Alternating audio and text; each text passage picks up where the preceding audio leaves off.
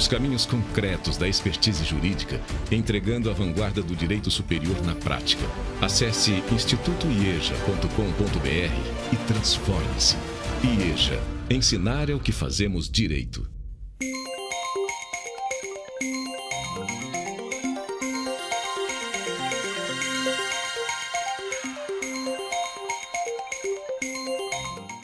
Estamos de volta agora para falar sobre a participação de candidatas e candidatos nas eleições, né? Já falamos dos partidos, falamos das federações e agora vamos falar do mais importante, né? As pessoas que vão concorrer e disputar esses cargos.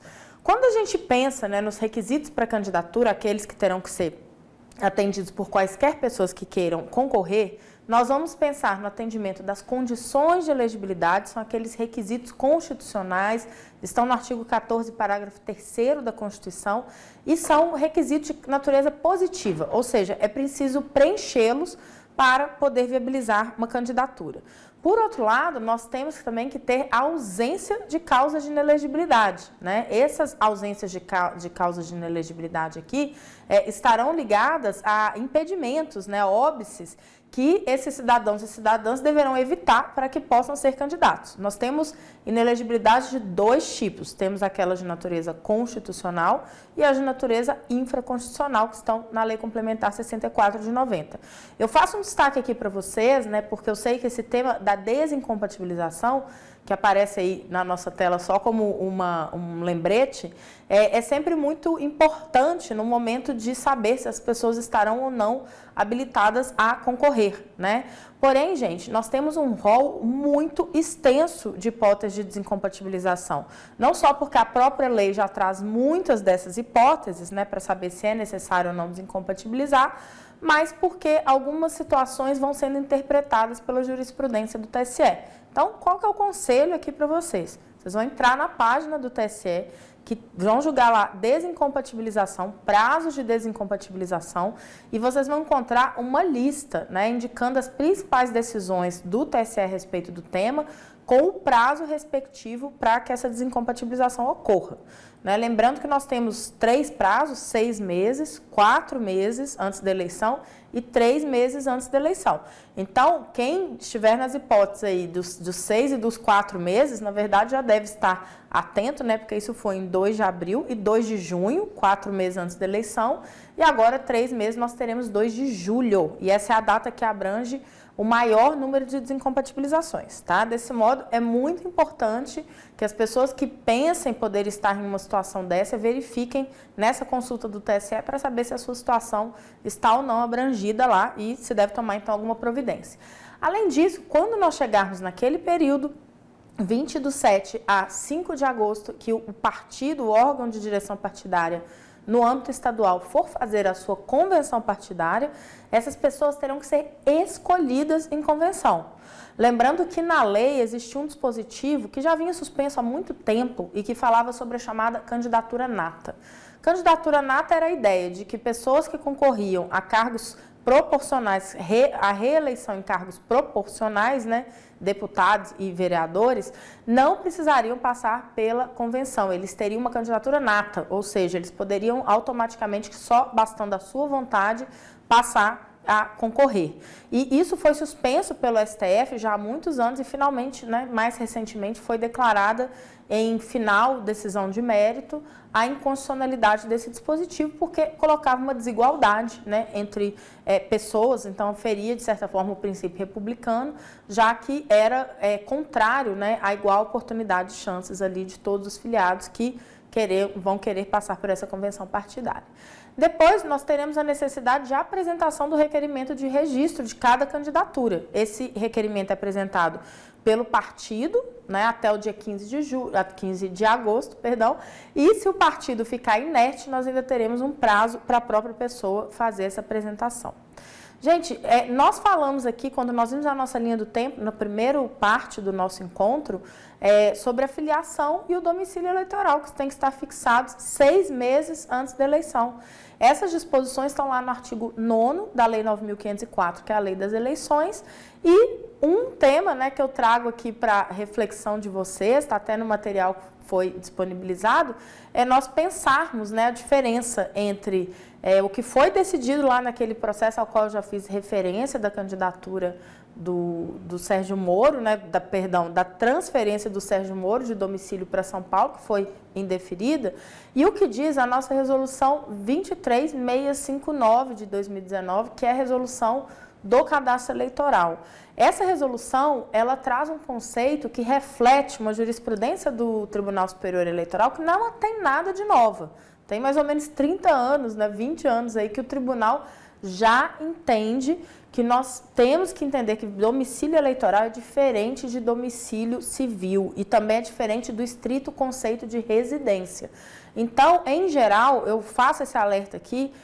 Hoje até saiu uma matéria bastante interessante na Gazeta do Povo, falando sobre as baixas chances de que essa decisão do caso do Sérgio Moro seja reproduzida, né, vire um parâmetro aí decisório que vai ser reproduzido em outras situações, né? A maioria das pessoas, e eu acredito também que haveria até uma chance talvez de reverter essa decisão, né, no TSE, porque colidia com a sua jurisprudência. Em geral, é claro que a gente tem um aspecto ali probatório a pensar, mas acabou que o próprio Sérgio Moro não quis, né, insistir nessa candidatura, nessa transferência para São Paulo e não recorreu.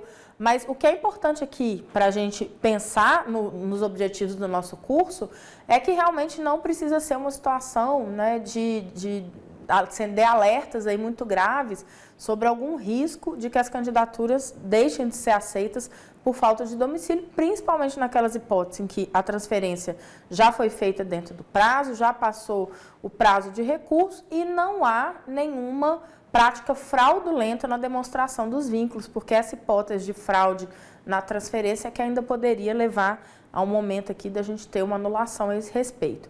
Outro ponto importante é lembrar que no Brasil, aqui nos termos do artigo 11, parágrafo 14, é vedado o registro de candidatura avulsa, ainda que o requerente tenha filiação partidária.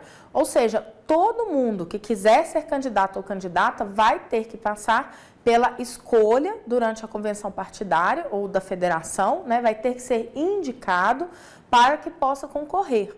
Né, nós não temos uma sistemática de permissão de que pessoas, por vontade própria, sem estarem ligadas a um partido político, elas se registrem candidatas. Vira e mexe, toda eleição tem alguém insistindo um pouco, né, nesse tema, às vezes a gente vê alguns pedidos, e a verdade é que o sistema de candidaturas, ele compatível com a lei, ele hoje não tem nem como receber, né, as solicitações de candidaturas desse tipo, porque elas têm que ser apresentadas vinculadas ao partido. E sobre o tema, só para lembrar, existe em discussão, né, pelo menos não decidido de maneira definitiva, um agravo em recurso extraordinário lá no STF, que é o 105.4490. Ele foi admitido em tese para poder discutir essa hipótese da compatibilidade ou não, né, da constitucionalidade ou não dessa restrição à candidatura avulsa que existe na lei, e dentro dessa argumentação está ali aparecendo algo voltado para falar sobre a Convenção Americana, né, de Direitos Humanos, o Pacto de São José da Costa Rica, e qual seria o tratamento dos direitos políticos nesse pacto, nessa convenção. O fato que eu destaco para vocês aqui é deixar claro, gente, que a própria Corte Interamericana de Direitos Humanos, ela já enfrentou esse tema da forma de registro de candidaturas em duas oportunidades com resultados diferentes, mas que se comunicam exatamente porque as premissas fáticas eram diferentes, eram distintas. No caso Iatama versus Nicarágua, lá em 2005, a Corte acabou entendendo que havia sim uma violação quando se passou, né, na Constituição da Nicarágua a exigir o lançamento de candidaturas só por partidos políticos. Mas por quê? Porque havia uma expressão já política muito significativa nesse país dos povos indígenas, né, que se organizavam aí nesse movimento Iatama e que lançavam candidatos, né, vinculados a esse movimento sem ser vinculados a uma estrutura partidária. Mas isso, então, afetava um direito de uma coletividade, e o que a Corte considerou é que, quando passou a ser exigido o partido político, houve, embora a norma fosse abstrata, né, aparentemente, ela incidiu diretamente sobre direitos políticos dessas comunidades indígenas, restringindo a participação política, certo? Então, na perspectiva de preservação do exercício dos direitos políticos, foi considerada uma restrição indevida. Vejam que a coisa é totalmente diferente lá desse outro julgado que está ali na telinha para vocês, o Castanheda versus México, em 2008. Uma situação em que uma Constituição que já previa, assim como a nossa, a exigência dos partidos políticos para registro das candidaturas, sem nenhuma alteração, uma pessoa, né, o Castanheda, ele querendo sair candidato, ele fala, isso está violando o meu direito, né, à candidatura, porque eu quero ser candidato e eu não quero ser filiado a nenhum partido político. Nessa hipótese, a Corte teve outra compreensão, né, ou melhor, ela usando a mesma premissa chega a um resultado diferente, porque ela diz assim, olha, aqui a gente não entra pura e simplesmente nas regras que os países membros estabelecem a respeito de como vão ser lançadas as suas candidaturas, né? Sistema eleitoral, sistema partidário, os partidos são livres, os estados membros são livres para estabelecer essas regras. O que acontece no caso aqui é que era uma regra de aplicação uniforme e que não tinha, né, um impacto específico sobre a redução de direitos do Castanheda, né, dessa pessoa. Ela era uma regra que é estabelecimento ali de como vão ser apresentadas essas candidaturas sem nenhuma restrição indireta significativa. Ou seja, todo mundo naquele país já estava acostumado, e é assim que funcionaria, né, que funcionava, a ter que passar pelos partidos políticos para ser lançados candidatos. Então, a situação do Brasil, ela é próxima do caso Castanheda versus México, né, se a gente for pensar na jurisprudência da Corte. Nós não temos uma outra forma de organização política paralela aos partidos políticos, pelos quais a gente tenha um costume, uma tradição de lançamento de candidaturas, como era lá no caso da Nicarágua, tá certo? Muito bem, pessoal, olha, falamos aqui sobre os requisitos que essas pessoas, né, interessadas em serem candidatos precisam atentar. É claro que eu não desci as minúcias aqui das condições de elegibilidade, das causas de inelegibilidade, e isso tudo, né, que é uma matéria mais ampla e ligada à elegibilidade, deve ser objeto de atenção por todos aqueles que pretendam se candidatar. Agora nós vamos falar das convenções para a escolha de candidatas e candidatos nessas eleições de 2020. As convenções, nós já mencionamos, vão ser realizadas entre 20 de julho e 5 de agosto. Um aspecto trazido lá de 2020, né, no contexto da pandemia, acabou havendo essa discussão sobre a forma de realização dessas convenções, é que elas poderão ser presenciais, elas poderão ser também por modalidade virtual e ainda elas poderão ocorrer em modalidade híbrida, né, presencial e virtual. Esse é o nosso, né, novo normal, aí, nos acostumando com essas dinâmicas de atuação. O órgão partidário da circunscrição, nós já mencionamos aqui, o órgão, nesse ano, os órgãos estaduais, além, claro, dos diretórios nacionais na eleição presidencial, mas são esses órgãos estaduais que deliberarão sobre o lançamento das candidaturas, né, de governador, senador e deputados. Então, nesse âmbito é que será definida, né, no âmbito da autonomia partidária, quais serão as candidaturas, quais serão as coligações formadas. Mas, ao fazer isso, esses partidos eles precisam observar o estatuto do partido político e também eventuais regras que tenham sido aprovadas como diretrizes para a formação das coligações e escolha dos candidatos até 180 dias antes da eleição. Então, essas diretrizes que são aprovadas, elas podem, por exemplo, contemplar uma vedação, né, geral para o Brasil. Por exemplo, o partido A diz: eu não vou admitir, o Diretório Nacional publica essa diretriz, não será admitida coligação do partido A com o partido B em qualquer esfera. Isso é uma espécie de uma diretriz. E o que acontece se houver o descumprimento dessas diretrizes editadas pelo Nacional? O próprio Diretório Nacional, até 30 dias depois da data limite do registro, ou seja, vai cair em 14 de setembro, ele pode anular a convenção que contrariar essas suas diretrizes. E as novas candidaturas, para substituir essas da convenção anulada, elas podem ser indicadas até 10 dias após a deliberação, observando necessariamente as regras da substituição de candidatos, inclusive a data limite de 20 dias antes do pleito, né? Porque as candidaturas só podem, a gente só pode ter a substituição de candidaturas até 20 dias antes do pleito. Então, gente, nós temos que tomar um cuidado aqui, porque se vocês somarem os prazos, em tese, o nacional pode anular a convenção 30 dias após a data limite do registro, 14 de setembro. Por outro lado, novas candidaturas só podem ser indicadas até 20 dias antes do pleito. O pleito é em 2 de outubro, 20 dias antes é 12 de setembro. Percebam que esses prazos não fecham. Então, havendo um caso de anulação, é preciso estar atento, porque as candidaturas na prática, mesmo que essa anulação ocorra lá mais avançado nesse prazo de 30 dias que o Partido Diretório Nacional tem direito, ela pode ser ineficaz, pode ser que invalidada lá no dia 14 de setembro, o resultado seja o partido ficar fora da eleição naquela circunscrição. Tá? Então, muito cuidado, né? Aqui eu repito a problemática de nós termos um registro de candidatura com data limite tão tardia, né? Acho que o mínimo que a gente precisava fazer mesmo, assim, na atividade do Congresso era voltar para julho, como já foi antes, né? Sendo que hoje a gente tem propaganda, com regras de propaganda que é possível realizar, né? Propaganda antecipada sem incorrer em ilicitude, em diversas modalidades, como nós temos visto, né, durante esse período.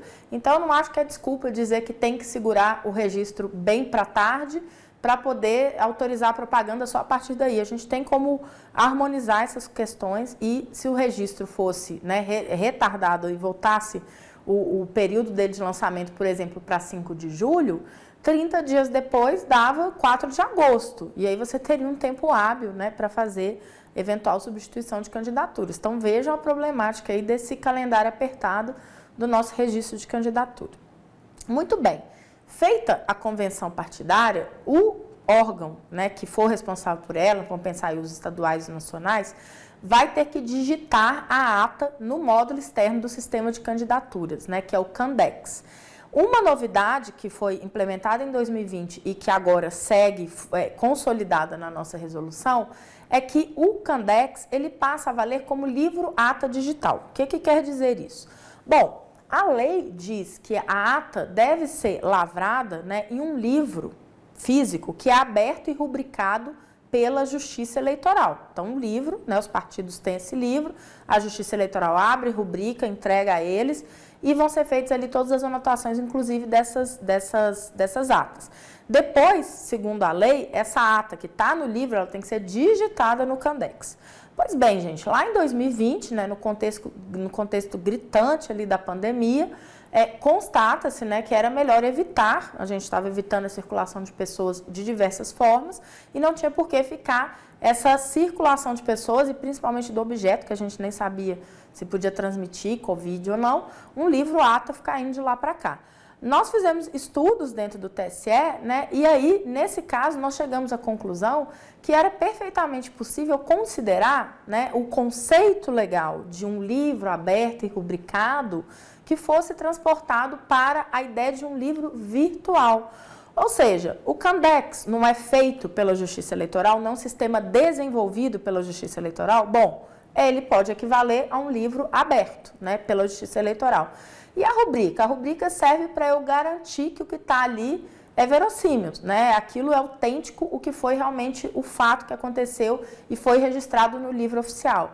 Bom, o Candex ele só pode ser acessado por meio de chaves de acesso, que também são gerados por sistema da Justiça Eleitoral e que fazem uma cadeia de verificação, né? Não tem como, só vai chegar na Justiça Eleitoral uma ata que for digitada, se ela observar essa forma, né, que garante ali que foi realizada um lançamento por quem tinha uma chave que autorizava a fazer esse lançamento. Então, vejam essa novidade para tornar a coisa mais prática, né?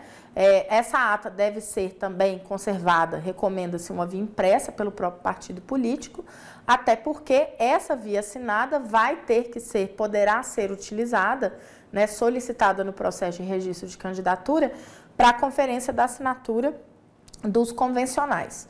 No entanto, como a convenção pode ser híbrida e virtual, a resolução também passa a admitir que o registro da concordância desses convencionais seja feita por meio de gravação, né, indicando ali o momento em que as deliberações são corroboradas por todos os presentes, ou né, pela maioria, conforme for, para se ter esse registro de que houve anuência. Esse vídeo, com essa parte, se essa for a forma de controle, eventualmente também poderá ser solicitado no processo de registro de candidatura.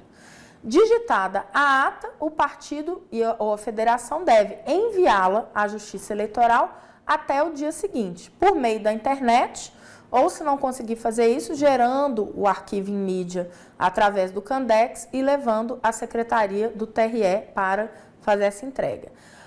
A Justiça Eleitoral vai providenciar a publicação dessa ata no sistema DivulgaCan de contas, ou seja, é possível consultar todas as atas das convenções realizadas por meio do DivulgaCan de contas e também, posteriormente, em cada registro de cada candidato. E vejam só aí a regra que está lá na Resolução 23.609, para não errar nessa parte aqui. Não vai ser recebida no protocolo, ou seja, não é recebido, o sistema não encaminha e o balcão da Justiça Eleitoral não vai receber ata em nome isolado de um partido político que integre uma federação. Lembrando, atuação unificada, certo? Já falamos da atuação unificada. A atuação unificada significa uma só ata, uma só convenção em nome da federação, enviada à Justiça Eleitoral em nome dessa federação. Havendo a necessidade de controlar, né, se a legitimidade do que consta dessa ata, a gente fará isso, né, considerando o exame da matéria no DRAP, no processo que é o demonstrativo de regularidade dos atos partidários. Em tese, uma situação extrema que aconteceu pode ensejar, por exemplo, um mandado de segurança? Em tese, sim. Mas o que se tem, né, visto e é recomendável é que as questões de fundo, as questões mais substanciais, sejam examinadas no âmbito do DRAP, porque ele tem cognição exauriente, né, contraditório amplo e a aferição pode ser adequada. Então, apenas excepcionalmente um mandado de segurança. Quer ver uma hipótese aqui? Por exemplo, se for negada, né, se tiver uma negativa de chave do SGIP, que é essa chave gerada, né, do Sistema de Gestão de Informações Partidárias, e que é a que permite o acesso ao Candex. Então, se alguma situação houver uma negativa a respeito dessa chave, é possível considerar um manejo do mandado de segurança, porque sem ela, gente, sem essa chave, isso é muito importante, tá? Lá em 2018 não era assim, isso começou em 2020 e agora se mantém. O acesso ao sistema Candex para a geração desses documentos, ele só é feito com a chave, tá? Quem atuou em 2018 e gerou esses documentos deve se lembrar que, à época, o acesso ao sistema era possível e só na hora da transmissão é que ocorria a utilização da chave. Agora, por questões de implementação de segurança, né, a chave é necessária desde o início do processo. Então, é algo para ficar muito atento aí a respeito desse momento. E como que vai ser na convenção, então, o momento de escolha das candidatas e dos candidatos proporcionais? Vou dar um golinho d'água aqui para prosseguirmos na nossa exposição. Essa escolha de candidatos e candidatas proporcionais vai observar alguns limites. Um deles é uma novidade da reforma de 2021. O número máximo de candidaturas, né, que já foi de 150%, como regra e hipóteses excepcionais 200%, ele passa a ser 100% mais um do número de vagas. Então, foi uma redução significativa, né? Então, esperamos aí, veremos menos candidaturas, possivelmente mais disputas internas, né, nos partidos políticos, porque agora o número está bem reduzido. Esse 100% mais um do número de vagas, gente, no caso, por exemplo, da Câmara dos Deputados, o que vai ser olhado é a representação daquele estado na Câmara. Então, vai se pegar um número, né, e vai fazer o cálculo a partir desse número de representantes, não é os 513, né? A gente vai pegar a representação de cada estado. quanto à reserva de gênero, isso também é um limite. Os partidos, além de observar um número máximo de 100% mais um, têm que assegurar que pelo menos 30% dessas vagas sejam representadas por mulheres, né? A ministra Maria Cláudia falou que com você, já deu um show aqui falando sobre a cota de gênero e as medidas para conferir efetividade a ela, né? Esse cálculo vai ser feito com base no número das candidaturas efetivamente requeridas, então não é em cima do teto de candidaturas que pode ser lançada, é em cima das candidaturas efetivamente requeridas. E um lembrete aqui é que para as federações, além de se observar os 30% no global, a gente precisa observar 30% nas indicações internas de cada partido. E essa regrinha que está lá na resolução do TSE, ela vem já evitando, né, que se possa fazer uma distorção que seria a seguinte: partidos mais ricos, que vão ter mais recursos, lançariam homens, partidos com menos recursos dentro da federação concentrariam as candidaturas femininas, e isso no final, como cada partido tem que aplicar os seus recursos proporcionalmente, poderia redundar, né, num subfinanciamento dessas candidaturas femininas. Então, essa é uma medida já preventiva a qualquer desvio, nesse sentido, utilização fraudulenta da federação para burlar, né, os objetivos aí da destinação de recursos às mulheres. Outro aspecto que tem a possibilidade de indicação de vagas remanescentes até 30 dias antes da eleição. Então, lá em 4 de setembro, né, é a data limite para termos a apresentação dessas vagas remanescentes. O que são as vagas remanescentes? É o preenchimento daquelas cadeiras dentro daquele número que a gente falou, 100% mais um, nas hipóteses em que a convenção partidária não tem indicado o número total de candidaturas que é possível, tá certo? E a candidatura coletiva? Gente, candidatura coletiva, né, é uma terminologia que a gente vê aí circulando, está bastante em debate essa situação. Tem gente que fala, mas isso é uma fraude à vontade do eleitor. Afinal, o que é a candidatura coletiva?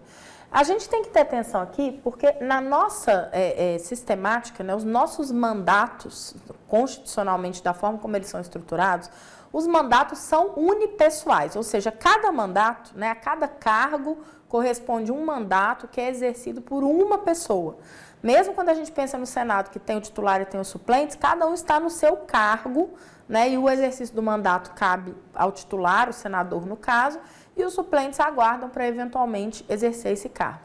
Então, gente, nós não temos candidatura coletiva no sentido de que algumas pessoas hoje pleiteiam de mandato coletivo.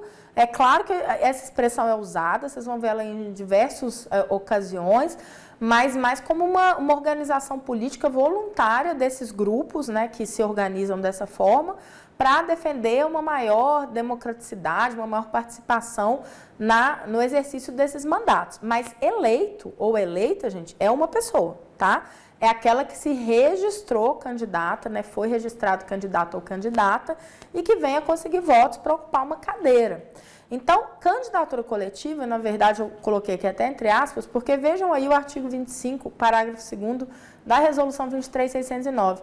Ele vai dizer que o que a gente tem são candidaturas promovidas coletivamente, né? Então, é uma forma, o que nós temos hoje é uma promoção coletiva da candidatura, ou seja, aquele candidato, aquela candidata se junta, se tem um grupo, uma base de apoio, que não é além, né, tem o partido, mas além do partido tem movimentos sociais, tem outras entidades, e essa pessoa traria, então, né, para o seu registro de candidatura, o nome desse coletivo. O que é importante aqui? Vejam aí, é possível apor, né, ao nome pelo qual se identifica individualmente essa pessoa, a designação do grupo ou coletivo social que apoia a sua candidatura. Isso é ok. O que o parágrafo 3º vai dizer? É vedado o registro de nome de urna contendo apenas a designação do grupo coletivo ou social. Então, eu vou me lançar lá candidata, eu sou a Roberta do coletivo X. Ok. Nome de urna, Roberta do coletivo X. Ok, eu não posso fazer o quê? Coletivo X. A candidatura é minha. Eu tenho que ser identificada por eleitorado como uma candidata, tá? Então, é preciso tomar esse cuidado no momento de fazer o registro dessas candidaturas. No entanto, gente, isso aqui não é um ilícito, né? Se tiver um erro aqui, o juiz, o magistrado, ele vai fazer a intimação do partido, da federação, da candidata ou do candidato para fazer uma correção a respeito dessa nomenclatura, né? Para que a gente conste, então, o nome que faltou, por exemplo, o nome da candidata ou do candidato, tá bom? E em relação à candidatura coletiva propriamente dita, no sentido de vamos fazer uma candidatura em que a gente pega 5 pessoas, por exemplo, e registra como uma candidatura só para o cargo de deputado. Isso eu acho que não tem como, embora a gente tenha uma discussão no Senado, eu acho que uma proposta como essa esbarra, né, na ideia da igualdade do voto. O que é a igualdade do voto? É aquela regra, uma pessoa, um voto, ou seja, o meu voto tem que ter o peso, o valor do voto de qualquer outro eleitor ou eleitora. E se eu permitisse que eu, né, por exemplo, Roberta, votasse num grupo de pessoas e que todas pudessem aproveitar o meu voto, é como se o meu voto ali fosse, por exemplo, multiplicado por 5. Ou seja, a ideia desses grupos é que depois, se uma dessas pessoas sair, por exemplo, para exercer um cargo de secretário, outro do grupo assume, e não o suplente que foi eleito na sequência, né, desse cargo. Esse é o problema aqui, é a gente criar uma ordem horizontal de sucessão nesses cargos, sendo que o que a gente tem é uma ordem de suplência entre candidaturas unipessoais para exercer cargos também unipessoais, tá bom? Então, esse debate aí hoje está acalmado aqui em relação, pelo menos, ao nome de urna, e é ver se outros movimentos continuarão a prosseguir a respeito desse tema. Pessoal, DRAP, RRC e RRCI, essas 3 siglas são os nossos 3 procedimentos do registro de candidatura. Esses procedimentos, eles vão ter início, como nós falamos, na data de 15 de agosto, né? O primeiro deles será justamente o DRAP, que é o Demonstrativo de Regularidade dos Atos Partidários, e o RRC, que serão apresentados até 15 de agosto, e a partir daí a gente vai ter uma publicação de um edital e 2 dias para que aquelas pessoas escolhidas em convenção, que não foram indicadas candidatos, possam, levados a registro, possam fazer isso diretamente, sem ser por meio do partido da federação, e os 5 dias seguintes, os 5 dias contados do edital, para que seja apresentada a impugnação ao registro de candidatura, aquela ação em que vai se questionar a existência de impedimentos ao deferimento do registro, e também a notícia de inelegibilidade, pela qual cidadãos e cidadãs em geral trazem a conhecimento do magistrado ou da magistrada, né, a necessidade de termos ali uma aferição de um possível impedimento que foi detectado por esse cidadão ou essa cidadã. Vamos falar um pouquinho das características de cada um desses procedimentos e para que eles servem, né, aqui de forma bem prática. O demonstrativo de regularidade dos atos partidários é justamente o procedimento, é o formulário, vai ser acessado lá no Candex, demonstrativo de regularidade dos atos partidários, vai formar autos próprios, e esse é o procedimento de habilitação do partido, da federação ou da coligação para participar do processo eleitoral. Já mencionei aqui que é uma forma de organização prevista na resolução do TSE, e tem um detalhe: se ele não for apresentado até o dia 15, mas alguma candidatura vinculada a esse partido for apresentada, lembrando, a gente não tem candidatura avulsa, mesmo se a pessoa for filiada a um determinado partido político, vai haver uma intimação nesse registro de candidatura para que esse DRAP seja apresentado em até 3 dias. Essa é a única hipótese, em que é possível uma apresentação posterior. Se não for apresentado o requerimento de registro de candidatura, não vai ter uma intimação no DRAP, para falar, olha, cadê esse candidato que você não trouxe? Nesse caso, nós vamos ter o outro prazo que eu falei, 2 dias, para que os interessados prejudicados pela inércia do partido apresentem o seu próprio registro de candidatura. Já falei aqui, que o PLP 112 está trazendo a previsão do DRAP para suas normas, e o DRAP, gente, vai ser o que a gente chama na Justiça Eleitoral de processo mãe, Como eu falei, toda candidatura vai ser vinculada a um processo DRAP, e vai haver uma relação de prejudicialidade. O que é essa relação de prejudicialidade? Primeiro, sempre será julgado primeiro o DRAP, depois eu vou julgar o registro dos candidatos. Se o DRAP for indeferido, porque esse partido não está regular no perspectiva da sua possibilidade de participação nas eleições, isso vai impactar todas as candidaturas. E aí todas elas vão ser indeferidas por conta do DRAP, tá? Então, vejam a importância, né, desses atos estarem corretamente documentados e realizados. Mas, apesar disso, a instrução desses registros de candidatos, ela prossegue, porque, eventualmente, se tiver um recurso lá na decisão do DRAP que foi indeferido, e isso for revertido, a gente pode ter, né, eventualmente, a retomada do fluxo desses registros de candidatura e eles, eventualmente, podem ser até deferidos. Quanto ao requerimento de registro de candidatura, qual que é o objeto dele? É a habilitação dos candidatos e candidatas. Então, aqui eu vou ver se os cidadãos e as cidadãs preenchem requisitos, tá?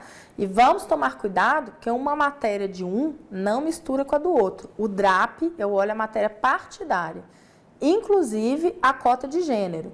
Não adianta querer discutir o desatendimento de cota de gênero, que é um requisito do partido, lá no registro das candidatas mulheres, tá? Não é possível fazer isso. A gente precisa ter necessariamente a separação. No registro das candidatas e dos candidatos, eu vou olhar aqueles requisitos pessoais que eu falei com vocês, para que a pessoa possa participar da eleição. Então, vão ser aferidos esses requisitos, né? Outra coisa é que no registro de candidatura a gente não vai examinar alegações de práticas ilícitas, né? A pessoa está comprando voto, praticou outros ilícitos. Isso não é trazido para dentro do registro de candidatura, nós só vamos ver os requisitos. E quem vai fazer o requerimento desse registro de candidatura é o partido, a federação, a coligação, que vai o quê? Apresentar seus candidatos. Vai falar, olha, essas aqui são as candidaturas que eu trago para vocês. E a pessoa, o cidadão ou a cidadã cuja candidatura é requerida, ela vai figurar no processo como interessada e ela poderá, inclusive, atender às diligências. Aliás, deve ficar de olho, tá, gente? Quem está aí assistindo e tem interesse em se candidatar, fique de olho, acompanhe com o seu partido, porque é realmente importante que vocês estejam cientes, né, de todas as diligências necessárias nos seus processos. Esse requerimento de registro de candidatura, ele vai ser transmitido via internet pelo Candex até às 8 da manhã do dia 15/8, tá? Então, fiquem atentos aí, quem gosta de deixar para a última hora, não é recomendável, mas vejam aí que há uma madrugada, né? Isso foi estendido em 2020, o prazo acabava 23h59 do dia 14, e o TSE percebeu ali que dava para a gente ganhar esse período, né, onde outros atos não vão estar mesmo sendo praticados. Se algum partido, federação, coligação quiser mandar na madrugada, essa documentação ainda pode chegar. Se não for possível, principalmente, mais uma vez, aconselhando não deixar para a última hora, porque isso normalmente há uma sobrecarga do sistema nesse período, né? E aí, gente, não há sistema que aguente, tá? Eu já tive algumas conversas ali com os colegas da Secretaria de Tecnologia da Informação, porque às vezes eu sou leiga, né, de informática. Às vezes a gente fala, mas por que o site da Receita Federal não cai? Ele falou, olha, não há a menor comparação do fluxo de dados que a gente tem que mandar, né? Porque não são só os formulários, tem certidões, tem documentos, e aí às vezes o peso desses arquivos sobrecarrega demais o sistema. Ele falou, não tem paralelo, né, do que é feito nesses momentos críticos do registro de candidatura, a transmissão, a sobrecarga da rede. Então, ó, fiquem atentos e evitem deixar para a última hora, né? Tente fazer isso aí com um prazo mais adequado. E se no final não der conta? Passou 8 da manhã, não consegui transmitir as informações do registro. Vai ter que salvar a mídia, né, digital, e vai levar lá na Secretaria do Tribunal até 19 horas do dia 15/8, tá? Então, muita atenção com isso aqui. E lembrando, se o requerimento de registro de candidatura for indeferido, isso não vai ter um impacto lá no DRAP. Lembram que eu falei da relação de prejudicialidade? Então, primeiro eu julgo o DRAP, depois eu julgo o registro de candidatura. Logo, eu não posso inverter a ordem. Olha, teve uma mulher que foi a candidatura dela indeferida. Aí eu vou voltar lá no DRAP e vou ver o atendimento da cota de gênero de novo. Não é assim que funciona, tá? Não é assim. Uma candidatura indeferida não tem esse efeito automático. Agora, muita atenção. O TSE avançou nesse controle das possíveis fraudes aí à cota de gênero, e uma das medidas é fazer um controle mais rigoroso de documentação da fotografia, né, apresentadas por candidaturas femininas, e isso é passível, né, de havendo suspeita ali de que, olha, parece que o partido praticamente pegou o nome dessa mulher, julgou aqui, colocou alguns documentos muito precariamente apresentados e largou esse processo para lá. O magistrado ou a magistrada poderão intimar o partido para apresentar autorização assinada por essas candidatas, tá? E eventualmente até tomar outras diligências. E se a conclusão for que essa era uma candidatura que não tinha autorização para ser requerida, a consequência aqui, gente, não é indeferimento de registro, é não conhecimento. E se esse pedido for não conhecido porque se conclui que a candidatura é inexistente, aí sim, candidatura inexistente, eu vou voltar lá no DRAP e falar, olha, fomos ludibriados, essa candidatura tem que ser descontada.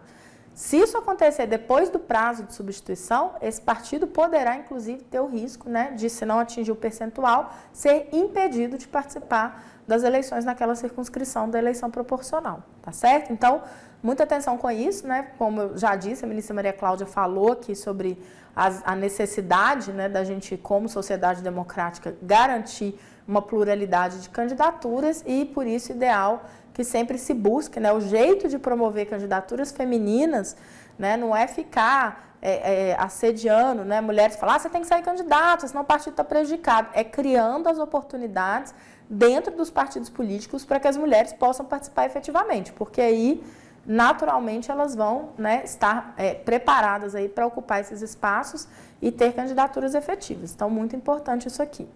Quanto ao requerimento de registro de candidatura individual, gente, qual é a particularidade dele?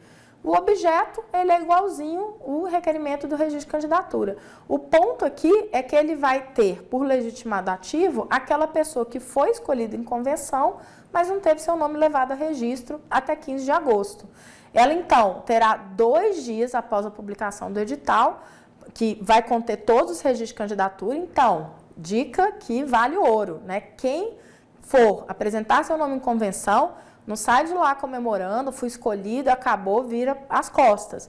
Fique atento no dia que o partido vai apresentar o requerimento dessas candidaturas e confira se seu nome consta do edital das candidaturas requeridas. Porque se não constar, só existem 2 dias de tempo hábil para poder fazer essa correção, tá certo? E apresentar essa candidatura.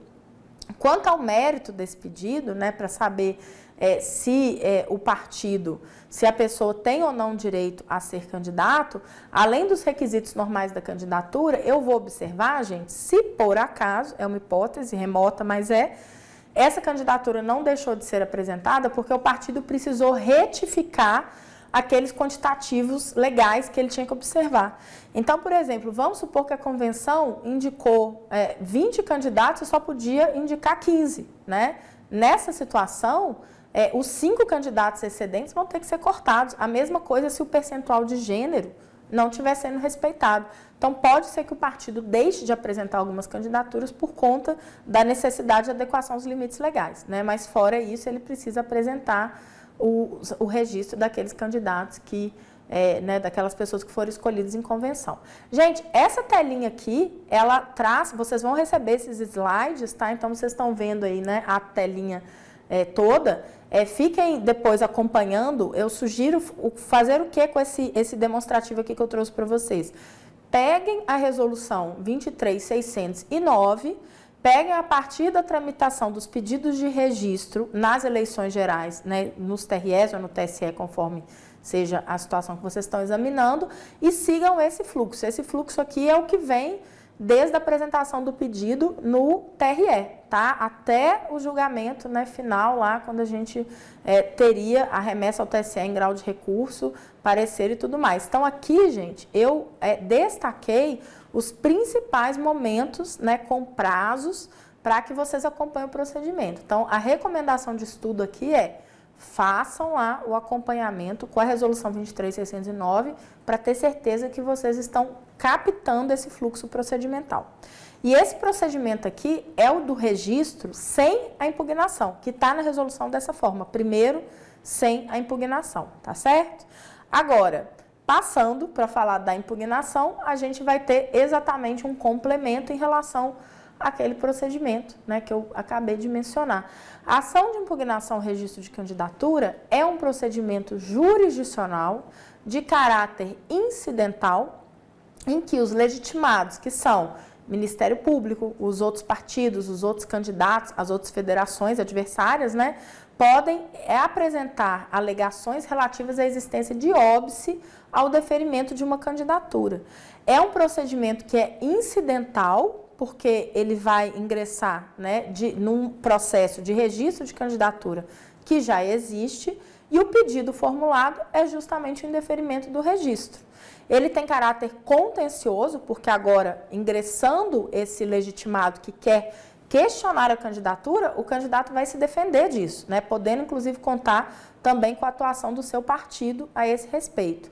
O prazo é decadencial, ou seja, depois dos 5 dias do edital, não poderá ser apresentado, né, como ação de impugnação registro de candidatura, e ele já é apresentado diretamente no PJE, ou seja, quando o requerimento de registro é apresentado, ele é feito via Candex, né, e remetido para a Justiça Eleitoral, como nós vimos, até às 8 horas do dia 15/8, ou então levado ao cartório até às 19 horas dessa data.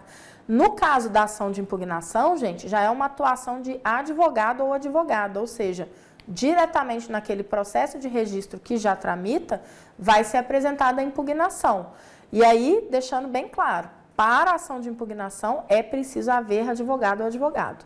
Lá no registro de candidatura, enquanto não impugnado, o candidato não precisa de advogado. Aqui os legitimados a impugnar vão precisar, e quando for o momento do candidato se defender, ele também precisa estar representado por advogado, tá certo? Outro procedimento que nós temos aqui, né, outra forma de suscitar as inelegibilidades é a notícia de inelegibilidade. Essa aqui não é ação, e como eu falei, ela está à disposição dos cidadãos e cidadãs que queiram trazer notícias a esse respeito para auxiliar o magistrado ou magistrada na análise dos requisitos da candidatura. Então, ela vai ser apresentada no exercício do direito de petição, ela é trazida no bojo do próprio processo de registro de candidatura e ela é uma mera informação. O que quer dizer isso? Aquele noticiante, ele não se torna parte do processo de registro de candidatura. Ele vai dar a notícia e essa é a contribuição dele, né? Ele não tem legitimidade ativa, ele não se torna parte. Não vai instaurar contencioso, exatamente porque esse eleitor é um mero colaborador do juízo, é sujeito ao prazo preclusivo, ou seja, depois dos 5 dias também não pode ser apresentada. E uma novidade, gente, desse ano, poderá ser apresentada por meio de peticionamento avulso. Isso aqui é uma aplicação que foi desenvolvida pelo TSE para permitir que nos processos de registro de candidatura que já estão em trâmite, as hipóteses em que é possível atuar sem advogado, quais são elas? A apresentação da notícia de inelegibilidade e o atendimento a diligências quando nós tivermos o registro sem impugnação, a pessoa sem advogado possa fazer o acesso a esse peticionamento avulso e juntar, né, vai fazer a remessa via peticionamento avulso, o servidor da secretaria vai receber e vai fazer a juntada no PJE, sendo que o interessado tem que acompanhar. Isso foi uma forma de conciliar a possibilidade de que alguns atos sejam praticados sem advogado com o fato de que o PJE exige advogado, né, exige alguém que tenha representação ali para poder atuar. Então, como que a gente ia conciliar isso, né? Tudo até hoje vinha sendo apresentado, em 2018 foi assim, no próprio balcão da secretaria. Agora, os interessados têm essa outra forma para atuar, tá bom? E aqui também, mais uma vez, é só a exposição procedimental a partir do edital com a lista de candidaturas, né? 5 dias para essas medidas impugnativas, a citação, a defesa em 7 dias. Ali nós podemos ter a extinção do processo, julgamento antecipado, se não tiver necessidade de provas, ou o início da fase instrutória e os prazos aqui da instrução, tá? De novo, a recomendação é: utilizem esses slides, peguem lá para ver o fluxo do procedimento, né, que a gente vai ter na resolução e verifiquem, né, se há alguma dúvida ali, algum aspecto que vocês, né, para vocês tirarem as dúvidas de vocês acompanhando aqui, principalmente questão de prazo, né, que é sempre algo muitíssimo importante. Pessoal, nós estamos caminhando aqui para a conclusão da nossa exposição e eu deixei inclusive porque vi que era uma solicitação assim direta, né, do curso, que a gente pudesse falar de fatos supervenientes aqui, que impactam na candidatura. E eu vou trazer para vocês uma coisa que eu garanto, acho que é uma informação, pelo menos para 90% das pessoas, é novidade relacionada à chamada sistemática de destinação de votos, tá? Essa destinação de votos, ela é tratada na resolução 23677, pessoal, um instante, um golinho d'água. Ela é tratada nessa resolução 23677, que vem a ser a resolução de sistemas eleitorais da Justiça Eleitoral, uma novidade de 2021.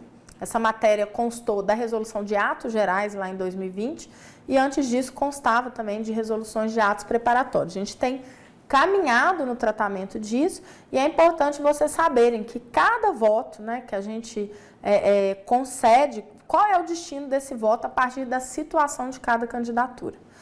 Bom, a primeira hipótese que nós vamos ter é pensar na candidatura sub judice, né? Esse nome latim aí, mas é muito falado. O que é uma candidatura sub judice?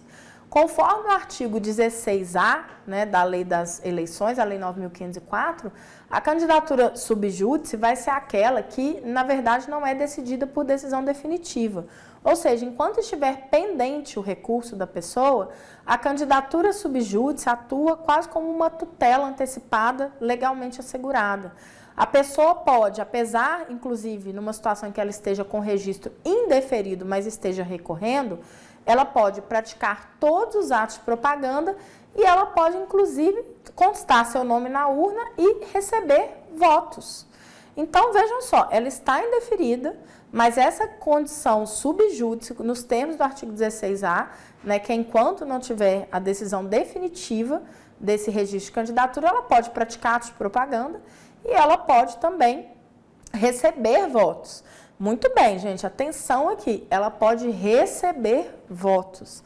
Candidato sub judice que está com registro indeferido não pode ser diplomado, não pode tomar posse, não pode exercer mandato. Então, essa é uma primeira distinção que a gente tem que entender. Pode receber os votos, mas o que vai acontecer, né, se a gente tiver uma hipótese em que, por exemplo, o governador mais votado, vamos imaginar aí, estava com registro indeferido sub judice. Ele não vai ser proclamado eleito, ele não vai poder assumir, não vai ser diplomado, tá? E aí o exercício do cargo do executivo passa a ser feito pelo presidente do órgão legislativo do mesmo nível, né? Nesse caso, uma Assembleia Legislativa. Agora, veja só, quando é que cessa, ou seja, quando é que acaba essa candidatura sub judice? Essa candidatura, ela vai cessar, nos termos do artigo 51, parágrafo 1º da resolução 23609, no momento que o TSE proferir a sua decisão colegiada, ou seja, no momento em que o colegiado do TSE, então não é a decisão monocrática, se reunir e falar, olha, realmente esse registro de candidatura vai ser indeferido. Quem acompanha os julgamentos do TSE deve até ver, né, principalmente ali a partir da gestão do ministro Barroso, houve um cuidado em deixar consignado no final dessas decisões, né, tanto do registro de candidatura quanto noutra coisa nós vamos falar que são as cassações, indicando qual que é o efeito, né, desse indeferimento de registro prático. Qual é o efeito prático disso? E aí que entra a ideia de destinação de votos. Então, vejam só, o artigo 16A, parágrafo único, ele vai dizer até que para que os votos sejam aproveitados, inclusive para a legenda, esse é o texto que vocês vão ver lá, para constar, ser aproveitados, inclusive para a legenda, esses votos precisariam, o candidato teria que ter seu registro deferido na instância final. Mas, aproveitando um outro dispositivo, que é 175, parágrafo 4º do Código Eleitoral, que fala numa possibilidade de aproveitamento de votos para a legenda, a resolução do TSE fez uma leitura calcada no prestígio ao melhor aproveitamento do voto do eleitor. Isso significa o quê? Olha, se o candidato tiver no dia da eleição, né? Então, vamos começar aqui, deixa eu voltar na primeira hipótese. Vamos supor que essa cessação da candidatura sub judice aconteceu em qualquer caso ali antes do pleito. Se isso acontecer antes do pleito, e é um tanto quanto raro, mas pode acontecer, principalmente na eleição geral, o voto, né, daquele candidato que estava indeferido e teve a decisão do colegiado do TSE proferida antes da eleição, ele entra numa situação que a gente chama de nulo técnico, tá? Esse voto nulo técnico, ele significa o seguinte, olha, eu, de preferência, tiraria o nome desse candidato da urna, mas às vezes a urna fechou e não é possível não fazer, o nome fica lá, aparece na urna, né, para o eleitor, mas a pessoa já não tem candidatura que pode receber votos, né, nos termos da regulamentação da candidatura subjúdice. Muito bem. O que vai acontecer, gente? A urna avisa para o eleitor se ele escolher esse candidato. Ela vai falar, olha, esse candidato está aqui, a votação, o voto nele vai ser nulo. É nulo por quê? É um nulo igual voto nulo, igual voto em branco, essa hipótese que eu estou falando, porque a cessação da candidatura subjúdice dele já ocorreu por decisão do TSE ou, claro, por decisão transitada em julgado antes da eleição. Essa é uma hipótese mais rara. As mais interessantes aqui a gente vai pensar agora. Se o candidato estava deferido na data da eleição ou não julgado nessa data da eleição, a resolução vai falar o seguinte, olha, eu vou permitir que se o indeferimento, a primeira vez que o registro é indeferido, isso ocorrer após a eleição, a gente poderá fazer o aproveitamento desses votos para a legenda. E isso pensando no seguinte sentido, o eleitor estava de boa fé, fazendo uma escolha na data da eleição, um candidato que lhe parecia viável ou uma candidata que lhe parecia viável. E eis que, de repente, ele é surpreendido dias depois, meses depois, com a decisão de indeferimento do registro daquele candidato. Será que, nessa hipótese, ele não daria o seu voto para outro candidato do mesmo partido ou da mesma federação, outra candidata, né, conciliando os seus interesses políticos com candidaturas viáveis? Então, por conta disso, é que o TSE deu prevalência nessa hipótese para a aplicação do artigo 175, parágrafo 4º do Código Eleitoral, que diz que o voto pode ser aproveitado para a legenda, tá? Então, essa é uma hipótese. Agora, se o candidato já estava indeferido na data da eleição, uma vez que for confirmado o indeferimento da decisão do registro de candidatura dele, gente, nós faremos, e é isso que tem constado bem claro das decisões do TSE, nós faremos uma retotalização, né? Nós traremos ali uma ideia de que a gente precisa refazer o cálculo inteiro. Esse voto vai ser considerado anulado, tá? Então, esse voto desse candidato não pode ser aproveitado para a legenda, ele vai ser anulado e a gente faz uma retotalização. Não é a mesma coisa de chamar suplente, eu vou passar uma borracha, eu vou fazer o cálculo de novo daquela, né, eleição e, sendo o caso, pode até haver, a depender do percentual de candidaturas nessa situação, novas eleições, né? Se for no majoritário, sempre que isso atingir o mais votado, a gente vai ter novas eleições, né? Aliás, em eleição majoritária, gente, não existe nem falar em aproveitamento para legenda. Em qualquer hipótese, né, o voto será anulado. Mas na proporcional, se mais de 50% dos votos estiver nessa situação aqui, ao fazer a retotalização, perceber-se que mais de 50% dos votos estão anulados, seja dos indeferidos, seja dos cassados, das situações que for, isso pode também ser caso de novas eleições. Então, o que tem constado das decisões do TSE, por exemplo, é dizer assim, por exemplo, né, indefiro, confirmo, né, nego o provimento ao recurso, mantendo o indeferimento desse registro de candidatura, determinando a comunicação ao TRE para que de imediato, independente da publicação do acórdão, proceda a retotalização ou convoque novas eleições ou chame o presidente do órgão legislativo para exercer o mandato nesse período, enfim, todas essas providências têm constado das decisões do TSE. Outra hipótese que nós temos, que é um fato superveniente que pode impactar nas candidaturas, né, de alguma forma, é a inelegibilidade superveniente.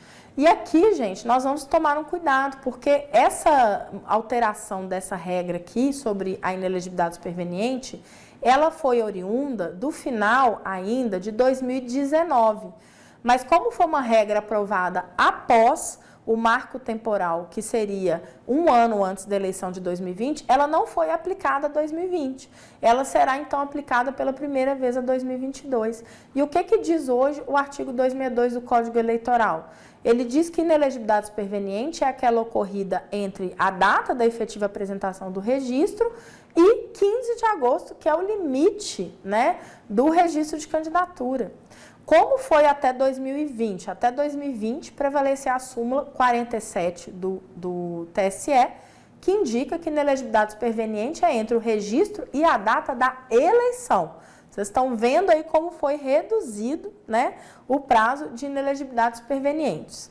Além disso, o 262 vai dizer que essa inelegibilidade superveniente ela pode ser suscitada no próprio registro de candidatura ou então por meio do recurso contra expedição de diploma. E o que vai acontecer, qual é o efeito da procedência do recurso contra expedição de diploma na destinação de votos no exercício do mandato? O mandato pode ser exercido em sua plenitude até a decisão colegiada do TSE, é a disposição expressa do artigo 216 do Código Eleitoral. E quanto à destinação de votos, muita atenção aqui, gente. Às vezes a gente vê decisão de recurso contra expedição de diploma falando que o candidato foi cassado. O recurso contra expedição de diploma, ele não é uma ação sancionatória, ele não está apurando ilícitos eleitorais. Ele está apurando também os requisitos que eram da candidatura. E nesse caso, mais técnico é a gente falar que o diploma foi desconstituído, é uma decisão, é uma ação desconstitutiva do diploma. Aliás, esse é o nome, né, que consta do PLP 112, caso venha a ser aprovado, o RCED não aparece mais e aparece a ADD, Ação Desconstitutiva de Diploma, que seria o nome mais adequado. O RCED, se for julgado, né, procedente, levando então a essa desconstituição do diploma, ele vai permitir o aproveitamento de votos para a legenda, nos mesmos moldes do registro de candidatura. Por quê? Exatamente porque a ação não tem caráter sancionatório, tá? Então, é só um espelho do registro de candidatura. Não vamos confundir os efeitos da própria cassação, que já veremos na sequência. Uma outra hipótese, essa é a penúltima que a gente vai tratar, é a reativação de uma inelegibilidade suspensa. Então, vamos imaginar, gente, que no curso do processo de registro de candidatura, né, aquele candidato que tinha uma inelegibilidade consegue uma tutela no STJ e essa tutela, né, vem a suspender a inelegibilidade que atingia, fulminava a sua candidatura. Nessa hipótese, essa novidade vai ser benéfica a ele e ele vai poder concorrer. Até aqui, né, feijão com arroz simples, isso vai permitir a candidatura. O que vai acontecer, essa é a grande questão, se essa tutela provisória cair, né, se for revogada, se ele não tiver mais respaldado por isso no curso do processo eleitoral. Bom, havendo essa queda dessa liminar, essa revogação, essa perda dessa tutela, até o momento da data da diplomação, né, a gente vai ter uma possibilidade de que isso impacte ainda sobre a candidatura. Então, o entendimento prevalecente do TSE é que até a data da diplomação, a gente consolida qual é a situação desse candidato, dessa candidata. Se ainda estiver albergado pela liminar, pela tutela provisória, a candidatura, em regra, estaria garantida. Se cair antes disso, pode reativar aquela inelegibilidade que já existia e esse candidato ficar afastado da eleição. Eu critico aqui, gente, esse limite temporal, tá? Embora reconhecendo, ele está lá reconhecido, né? Foi fixado na jurisprudência do TSE a partir desse recurso especial 213/32. E critico na mesma linha do voto vencido do ministro Luiz Fux, que falou o seguinte: olha, tutela provisória é um instituto processual que é marcado pela precariedade. Todo mundo que tem uma tutela provisória sabe que está diante de uma situação precária e que é reversível. Então, ele diz o seguinte: a gente acaba dando um caráter de definitividade para essa tutela se eu permito, né, a esse candidato seguir concorrendo, apesar do indeferimento da tutela ter caído e ficar explícita aquela inelegibilidade. Lembrando, essa não é uma inelegibilidade superveniente, essa é uma inelegibilidade que existia, foi suspensa e passa a ser reativada. Então, faço essa crítica. O interessante é que bem recentemente, nesse julgado aí que eu disponibilizei para vocês, o 0600-49134, julgado em 3 de agosto de 2021, o TSE acabou identificando assim, olha, está havendo muito abuso, e de fato está havendo, né, com todo respeito aí, sou admiradora da atividade da advocacia, mas a gente tem visto, em algumas hipóteses, né, uma certa corrida maluca em torno de liminares, nesse apagar das luzes ali já perto da diplomação, muitas vezes juízos incompetentes, né, ou seja, não é o juiz que sequer poderia proferir aquela decisão, e que dá uma liminar, suspende. Às vezes, dias depois ela cai. Cai dias depois, mas como já passou o marco da diplomação, fica por isso mesmo. O que aconteceu nesse julgado, nesse 0600-49134, é que foi reconhecida uma fraude processual na obtenção de uma liminar, e aí com isso, mesmo lá em 3 de agosto de 2021, reconheceu-se o efeito, né, sobre a candidatura e aquela pessoa foi afastada, inclusive já estava no exercício do mandato, foi afastada, tá? Então, atenção a esses procedimentos, né, e verifiquem também esses 2 precedentes que eu trouxe para vocês aqui. Para arguir essa inelegibilidade suspensa, também foi fixado no recurso especial 213/32, que o momento e a forma seria no máximo, né, até o recurso contra expedição de diploma. Ou se suscita no registro de candidatura ou no recurso contra expedição de diploma. E por fim, gente, para irmos terminando aqui, vamos falar rapidamente sobre cassação do registro de candidatura e seus impactos sobre os votos. A cassação, gente, é uma sanção pela prática de ilícito eleitoral, aplicada numa ação autônoma, né, as ações que apuram ilícitos aí, né, práticas graves que vulneram a legitimidade e a normalidade das eleições. Aqui, eu não estou falando de aferição de requisitos, eu estou falando de reconhecimento de práticas, né, contrárias ao direito e que por isso serão punidas. Se eu estou falando em punição, eu preciso entender que seria um contrassenso, e de fato isso já constou em resoluções anteriores, que fosse possível um aproveitamento de votos do cassado, né? E é essa situação que foi ajustada a partir de 2020, não se permitindo, né, que os votos, em qualquer momento que seja proferida a cassação, normalmente vai ser depois da eleição, possa acarretar o aproveitamento de votos, né, pelas pessoas, pelos partidos, pelas legendas partidárias dos candidatos cassados, né? Os votos é que estão viciados por compra de voto, por abuso de poder econômico, por diversos ilícitos. Então, eles não podem ser aproveitados. Esses votos serão invalidados. Por outro lado, existe na lei, no nosso Código Eleitoral, artigo 257, parágrafo 2º, que, em razão da gravidade da sanção de cassação, vai indicar um efeito suspensivo decorrente da lei, ou seja, na pendência de recurso ordinário, a gente vai conservar tudo, né? Então, não vai produzir nenhum efeito à cassação enquanto tiver o recurso ordinário pendente. Então, pode ser candidato, aí veja a diferença em relação à candidatura subjúdice. Eu suspendi aqui, eu suspendi tudo.